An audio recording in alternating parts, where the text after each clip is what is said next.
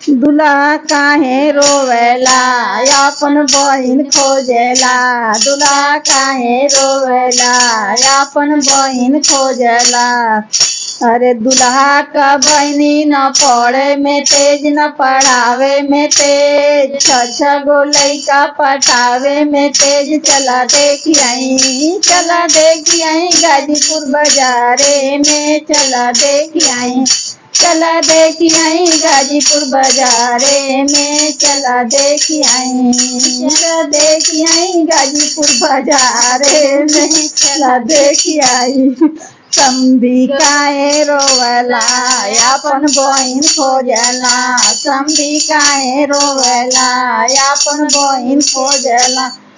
समधी का बहिना न पढ़े में तेज न पढ़ावे में तेज, 36 गो लइका पटावे में तेज। चला खोजियाई गाजीपुर बाजारे में, चला खोजियाई गाजीपुर बाजारे में, चला खोजियाई गाजीपुर बाजारे में, चला खोजियाई।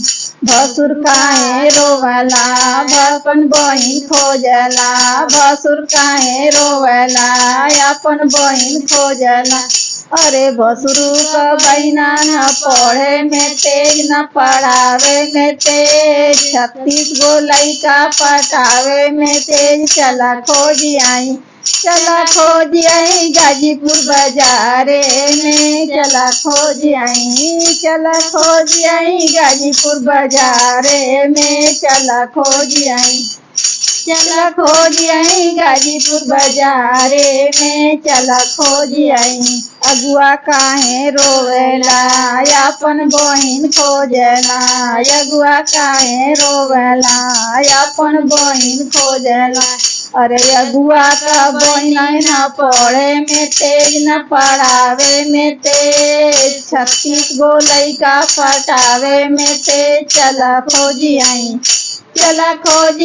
गाजीपुर बाजारे में, चला खोजियाई गाजीपुर बाजारे में, चला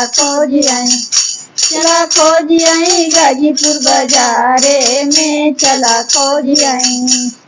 देवरू काहे रोवेला अपन बहिन खोजेला। देवरू काहे रोवेला अपन बहिन खोजेला।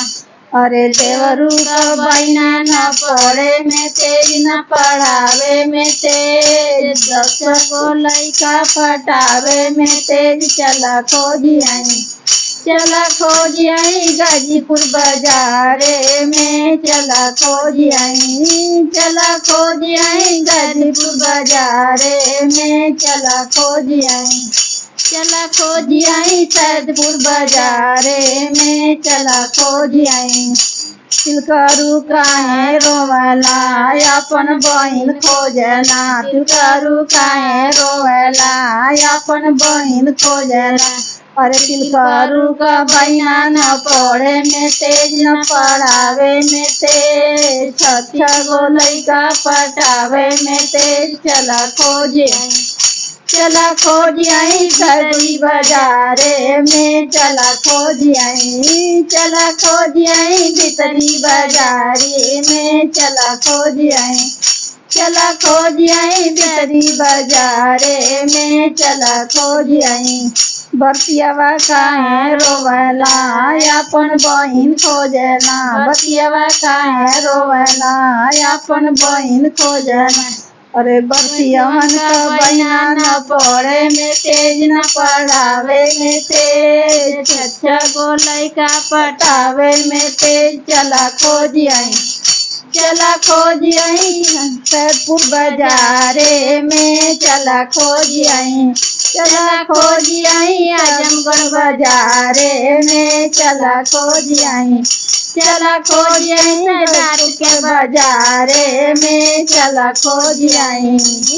खोजियाई मऊरिया के बाजारे में, चला खोजियाई।